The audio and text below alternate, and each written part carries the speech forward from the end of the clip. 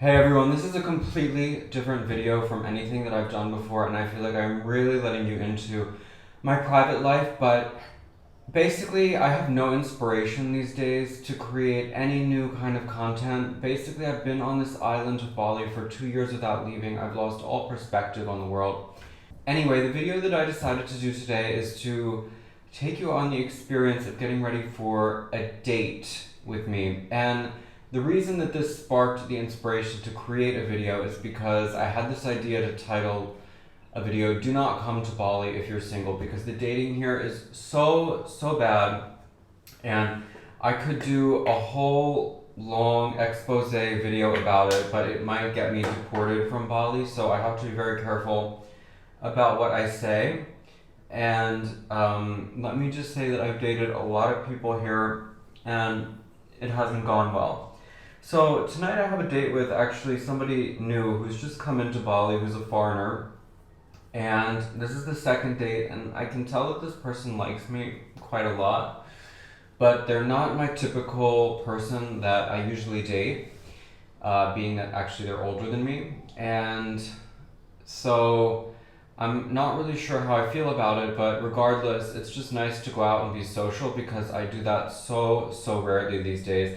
And in this video, as I talk about kind of a little bit my personal life and maybe a little bit of dating in Bali without getting myself deported and in trouble, I'm going to show you my routine of how I am getting ready to go out. So I just stepped out of the shower because I had left in for 24 hours this Italian hair mask, Nunu, that I had actually bought on Tokopedia, and it makes my hair so soft, especially if you leave it in that long. And it's been raining all day today, so I'm sure it's going to be very humid outside. After that, I follow up with some argan oil in my hair. I promise this whole video is not going to be like a beauty routine because it's not at all my thing. And actually on a day-to-day basis, I was going to say on a day-to-day basis I'm a low-maintenance person, but that's actually manifestly a lie because it takes me about 30 minutes every night before I go to bed to do my beauty routine. But in the daytime, it's much shorter. It takes me like 5 minutes. But considering that this guy has invited me out to also meet some of his friends who are girls, I want to make, a decent impression, I guess. Like put in a little bit more effort than the zero effort that I would typically put in just for a date. Basically, these days, when I meet someone new, it's like I'll put on some deodorant and some cologne and call it a day. And the only time that I actually wear makeup is when I do on-camera stuff, like when I'm talking to the camera and I like to set up lights and camera and all of that. And I am going to wear a little bit of makeup today just because, again, it's kind of like I'm meeting a bunch of new people in a social setting, and I don't know, I just kind of feel like changing it up. Also, I don't have anything else to do, so why not? So I'm going to experiment with a few new things. As soon as I got out of the shower, I put on some hyaluronic acid serum because earlier in the day I was already wearing moisturizer and SPF, but I just kind of lightly washed my face. This is a free, I don't know what exactly this is supposed to do. It's called a skin refiner. It came as a free sample from this makeup that I bought from Laneige, which is a Korean skincare brand. I really like their stuff, and it's available here in Indonesia on Tokopedia. I think it's really just supposed to it's like a primer for your skin, and it's very light consistency. So anyway, yeah, this guy, I had a first date with him a few days ago, and we had a really great connection. We talked for hours, and we've lived in similar parts of the world, and we actually even knew randomly like some of the same people. So I mean, how often does that happen that you meet someone like in the other side of the world and you know people in common? And I mean, you could say maybe that's like a sign, like this is some connection. And again, I feel like yes, we have an intellectual connection, but he's really, I don't know, I just haven't dated an older guy in a really long time, since like I guess I became the older guy since I turned 30. Alright, now I'm putting on also from Laneige this other skin primer that it's green, and it just kind of gets rid of hyperpigmentation and redness in the skin, like before you put on makeup, and you need just a very, very tiny amount because it looks like, as you see, like your skin becomes the color of clay. I don't even know, honestly. I probably don't need to do all of this stuff, but let's be honest, it's kind of fun sometimes. And actually, here's a funny story that when I used to live in New York City, so I started my career when I was 18 in New York. That's where I went to university as well before I dropped out after 2 years because I was too smart for them. Anyway, I became really well known in New York and in the social scene and going out for being really flamboyant. I used to wear fur coats and bow ties. Over your shoulder this way, Adrian. Adrian, ready?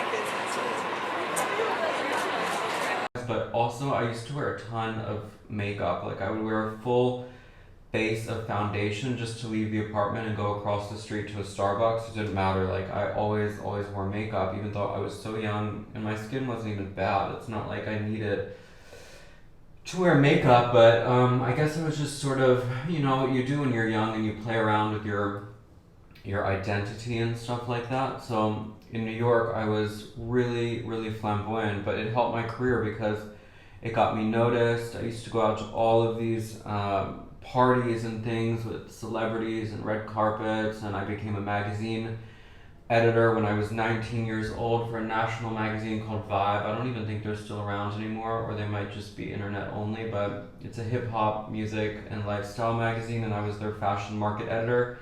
So basically, like, starting out as a kid from the suburbs, I was able to sort of fake and fabulous my way into the New York fashion world. So that just goes to show that appearance counts for a lot. But also, I have to say, I think that I'm a hustler, I think I'm ambitious, and I think that I have natural smarts, not to so much toot my own horn, but the older I get and the more I experience and the more people I meet, the more that that becomes an inevitable conclusion. Alright, so I've put on that green stuff. Again, this was called Laneige Skin Veil. And after that, I'm going to just put on this skin cushion. It's a really light foundation. And it took me 2 times until I could find the right color, because this, again, it's like, it's made, I think, for Asians, or, I mean, this is a Korean skincare label, so they're kind of targeting, I don't know, the kind of skin that Asian people have, and I bought a color that was too light for me, and I looked like a mummy. So then I had to buy brown. Like, I definitely don't think that I'm a brown-skinned person, but this is the color that most matched my natural skin color. And this is just kind of like a nice little compact. I don't think it contains much product. Like, this is only maybe the 4th time I'm using it, and I feel that it's probably going to be empty soon. But anyway, so I just go over areas that are, you know, a little bit uneven in color. My skin has come along a really long way since that video that I posted when a specific dermatologist here really ruined my face with cortisone shots, and it took several rounds of laser treatment and skin booster and wearing an LED mask at night, and I take collagen supplements, all of this stuff basically to just get my skin back to like what it was before it got really messed up. And I realized also that it was partly my fault in the very beginning. I didn't realize that you're not supposed to mix vitamin C serum with retinol, and that's what irritated my skin and caused breakouts. And as a result, as I said in that video, I went to a dermatologist for help to clear up these pimples, and then she injected me with cortisone, which left me with acne scars that I've never had in my life, and it was really traumatic. But again, I think that my skin is about like 95% healed, and I think time will hopefully do the rest of the job. All right, so as you can see now, my skin I think is looking quite good. I don't think that I need to do that much more, but if I wanted to, I mean, let's go a little bit. Let's just have fun, because what else are we gonna do tonight before this date? I still have like an hour before I even need to go. Luckily, it stopped raining. It's raining really, really heavily. This is the rainy season now in Bali, so every afternoon or sometimes evening. There's just like a big deluge that comes down for an hour or so. Anyway, this is from the Body Shop. It's a matte bronzer, and sometimes with this particular foundation, it really like washes away all of my natural tan. So this I just kind of use as a contour around the forehead and a little bit here down by the jawline like that. And also sometimes, you know, I don't like to be shiny. That's why I use everything as matte. I just feel when I look shiny, it's not a good look. Actually, another interesting factoid. The thing that I did for my skin that's the best thing I've ever done is I went on Accutane, obviously very late in life, in my 30s, because here you don't even need a doctor's prescription. I just bought it online, and I'm taking a very low dose, and I've always been someone who has had oily skin, and the Accutane totally fixed that. My skin is no longer oily at all, and I have not had a breakout in months, and I have no side effects because I take a very low dose. So I feel like this is a magic medicine. Don't take my word for it. I'm not a doctor, but that's my personal experience. So I think like one of the last steps that we're coming onto is using just a little bit of powder to set everything and to get rid of, again, this oiliness or this shininess that I'm not a fan of. So anyway, yeah, dating in Bali is really hard. You can see there's like a million memes, especially in the Canggu groups, about how everybody just sleeps with one another. That's mostly amongst the Boulé, but even, you know, amongst the locals, there is very, very few options. Obviously, during the pandemic, there's hardly anybody new that's coming into the island, and I've been here for 2 years without leaving. So you can assume, you know, that I have met everybody. I mean, I have swiped all the way that there is to swipe through Tinder and with every other app, and it's just kind of hard. Also culturally, you know, there's a big difference between me and local people, and even though I'm young, I feel like with a lot of people, locals, they would look at me kind of like a sugar daddy, which is really ironic because it wasn't so long ago, you know, when I was in Los Angeles, that there were older men who liked me, and I would have been in the inverse position. So I'm not sure that at my age I'm really willing to accept that role. But I mean, that kind of is the reality, because the locals here, almost no matter what job they do, if they're employees and not an entrepreneur, and even if they're an entrepreneur, I mean, they're not earning, I think, a salary that is commensurate even with like an average salary in the West, let's say that. So, you know, it has created some power imbalances, and then also, again, just culturally, I think that it can be really hard to date someone unless they're fluent in a language that you share. So, you know, I don't know, it's been really hard and weird, and I just feel like I've been in this bubble for the last 2 years, and it's really hard to understand even like dating anymore.